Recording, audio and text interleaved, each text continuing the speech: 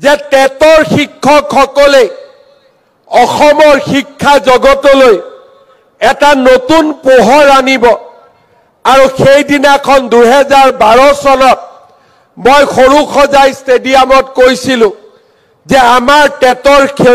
শিক্ষকসকলে বিকশিত অসমৰ সেনানীৰ ভূমিকা ল'ব আৰু আজি মই কৰবাত কোনোবাই ঋণাত্মক কলেও মই এই ইতিবাচক শক্তিটোক দেখা পাওঁ আৰু এই ইতিবাচক শক্তিটোৱে অসমলৈ অনা পৰিৱৰ্তনো মই দেখা পাওঁ ইটো লেঠা সিটো লেঠা পৰ 6 তাৰিখে মোক শিক্ষামন্ত্ৰীয়ে কৈছে যে 7 তাৰিখে ৰিজাল্ট দিম 9 তাৰিখে এপইন্টমেন্ট দিম মই কিয় ইমান সোনকালে দিব লাগে বুলে নহয় কেতিয়া আকৌ কোৰ্টৰ পৰা কি আহি যায় ঠিক নাই তাৰ মানে আপোনালোকৰ কাৰণে আপোনালোকৰ দেউতা মাই যিমান চিন্তা কৰিছে শিক্ষা মন্ত্ৰীও তাতকৈ বেছি চিন্তা কৰিছে মই ফেসবুকত কলো 6ত ৰিজাল্ট দিব শিক্ষা মন্ত্ৰীয়ে মোক কলে 6ত নিদিও মই কিয় নিদিয়ে মইতো কৈ দিলো বুলে নহয় 7ত ৰিজাল্ট দিম যদি মাজত দুদিন গ্যাপ থাকে কোৰ পৰা কি অৰ্ডাৰ আহি যায় ঠিক নাই গতিকে 7ত ৰিজাল্ট দিম আৰু 9ত এপইন্টমেন্ট দিম মই কলো আজি এয়াৰ শো আছে অসমত কেতিয়াও আগতে ইমান ডাঙৰ এয়াৰ শো আহা নাই 10 তাৰিখে দিও বুলে নহয় ৰাতি যেইটাতে বাজক আজিয়ে দি দিম আৰু শিক্ষকসকলে কালিয়ে জয়েন কৰি দিব ৰাতিপুৱাই কাম শেষ আজি আমি এটা ফল পালো মই শিক্ষামন্ত্ৰী ডাঙৰীয়াক অনুৰোধ কৰিম 5500 নিযুক্তি হ'ব 4000ও হ'ব আৰু এনআইএছৰ ভিতৰতো যদি কোনবা পাবলগীয়া আছে তেওঁলোককো দিয়ক আমি কাৰো বেয়া চিন্তা নকৰো সকলোৱে চাকৰি পাম কিন্তু কোনো অসমীয়াৰ চাকৰি ৰখাব নালাগে মই হেতু বুজি পাম কোৰ্ট কাছাৰী যোৱা মানে এজন অসমীয়াই আনজনৰ চাকৰি ৰখাই দিয়ে বঙহৰ মাংস খোৱা ধৰণে হয় সেই কাৰণে মই কওঁ যে কোৰ্টত যাব নালাগে কিবা আছে মোৰ ওচৰত ৰাস্তা একেলগে বহি উলিয়াম কিন্তু কোৰ্ট কাছাৰী কৰি ইজনে সিজনৰ ৰাস্তা বন্ধ কৰি লাভ নাই আৰু তেনেকে আজি আমি আগবাঢ়ি গলো এটাই অনুৰোধ কৰিম শিক্ষামন্ত্ৰী এতিয়া ইলেকশ্যনত যাব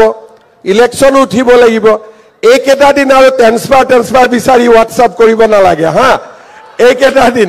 ইলেকশ্যন জিকি আহক তাৰ পিছত আকৌ ট্ৰান্সফাৰ বিচাৰি থাকিম এই 4 মাহ আমি পাৰ কৰো যত জনেকে পাইছো হবনে নহব হবতো ঠিক আছে এইখিনিকে অনুৰোধ কৰিলো দুটা ৰিকুৱেষ্ট কৰিম আজিৰ পৰা আমি সমাজৰ চকুত এজন সফল মানুহ হলো আমাৰ অসমীয়া সমাজত চাকৰি এটা পোৱাৰ দিনাখনে দেউতাক মাকে ভাবে যে এটা তপস্যাৰ শেষ হল লৰাজনে চাকৰি পালে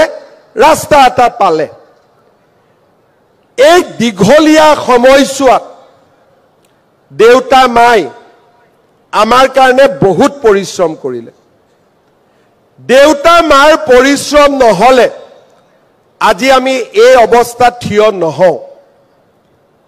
মই সকলোকে অনুৰোধ কৰিম দেউতা মাক আমি যাতে ভাল কৰি চাওঁ গাঁৱত যাৰ ঘৰ গাঁৱত গৈ থাকিম দেউতা মাক সময় দিম আৰু দেউতা মাই যাতে এদিনো মনত ভাবিব নালাগে যে মোৰ লৰা ছোৱালীৰ পৰা মই দুখ পালো এই চিন্তা বিশেষকৈ শিক্ষকসকলে সমাজক ৰাস্তা দেখুৱাই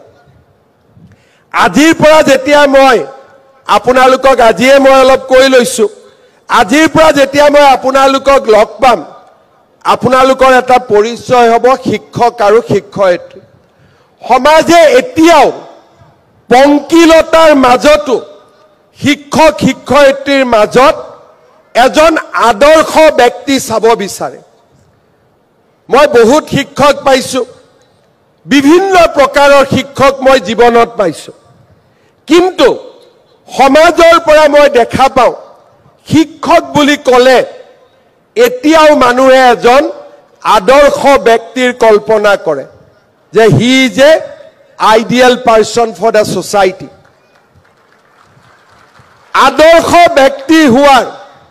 প্ৰথম পাঠটোৱে হৈছে নিজৰ পিতৃ মাতৃক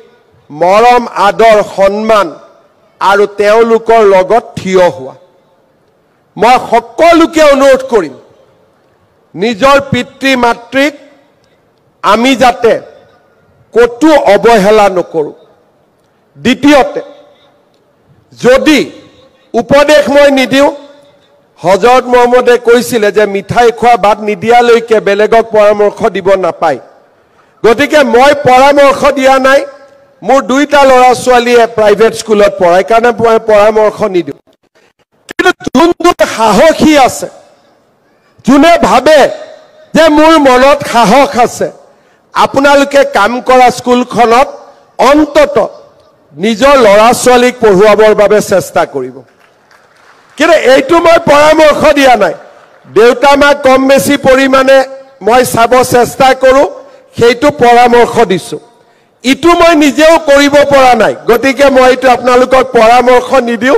মই এটা আপোনালোকৰ ভিতৰত যি সকল সাহসী যে মই সাহস আছে মই পাৰিম সাহসী কেইগৰাকীক মই অনুৰোধ কৰিম যে নিজৰ ল'ৰা ছোৱালী কেইগৰাকীক নিজে পঢ়ুৱা স্কুলখনত দিবৰ বাবে চেষ্টা কৰক নহলে গাঁৱৰ মানুহবিলাকে ভাবে যে মাষ্টৰজনে নিজৰ ল'ৰাটোকে স্কুলত দিয়া নাই মইনো কেনেকৈ মোৰ ল'ৰা ছোৱালীজনক স্কুলত দিওঁ এই পৰিৱেশটো আমি লাহে লাহে পৰিৱৰ্তন কৰিব লাগিব আৰু এদিনতে নহয় কৰবাত হয়তো এজনে শিক্ষক আছে দুজনে আছে এদিনতে নহয় খালি চিন্তাৰ এটা খোৰাক দিলো সকলো ভালে থাকক হাঁহি ভৰা মুখবোৰ দেখি ভাল লাগিছে মুখ্যমন্ত্ৰী হিচাপে পাবলগীয়া একো নাথাকে যেতিয়া যুৱক যুৱতীসকল হাঁহি থাকে তেতিয়াই অপাৰ আনন্দ পোৱা যায় যে হয় মুখ্যমন্ত্ৰী হিচাপে কিবা এটা কৰিব পাৰিছিলো আপোনালোকৰ মুখবিলাকে সাহস দিয়ে যেন আৰু এনেকুৱা হাঁহি থকা যুৱক যুৱতীৰ সৃষ্টি কৰিব পাৰো আপোনালোকে শুভেচ্ছা জনাব সকলোকে শুভেচ্ছা জনালো বহুত বহুত ধন্যবাদ জয় হিন্দ বন্দে মাতৰম